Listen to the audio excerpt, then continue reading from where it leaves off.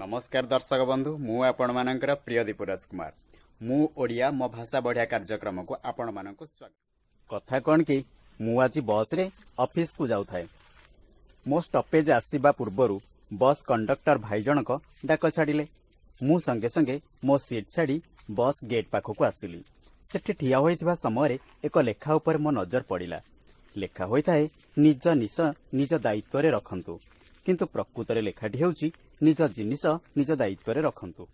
जेउ भद्र यात्री माने ए सब कार्य करिथांती सेमानकर बोध हुए निज मातृभाषा साहित्य विषय रे विशेष ज्ञान न थाए, जहा द्वारा कि सेमाने जिनिस शब्दरु जी को लिभाई निश करि दैथांती। सेमाने प्रथमे जानि रखिबा उचित जे निश कौन और निश शब्दर बनान कौन। निश जहा कि नाक और ऊपर ओठर मध्य भाग रे उठुथिबा बाळ बा चुट्टी, जहार बनान हेउची न ह्रस्व नि तालबेश निश।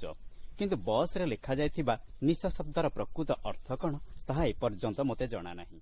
हाँ, बस रे उभय महिला और पुरुष यात्री यात्रा करिथांती। महिला मानकर तो निश नाही, सेमाने कोन दायित्व रे रखिबे।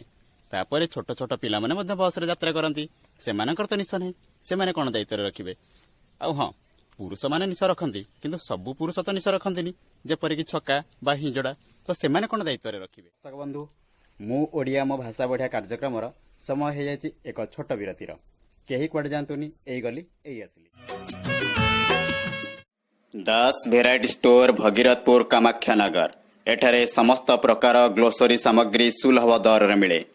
छोट पिलांक ठारू आरंभ करी वृद्ध व्यक्ति पर्यंत समस्त सामग्री एठारे उपलब्ध। आसंतु आज ही किनि नियंतु आपणकर मन पसंदर ग्लोसरी सामग्री। 10 भेराइटी स्टोर भगीरथपुर कामाख्या नगर। विरति परे पुणी थरे मु ओडिया मो भाषा बढ़िया कार्यक्रम को आपण मानक स्वागत। तेबे दर्शक बंधु, आमे आलोचना करुथिले निश विषय रे।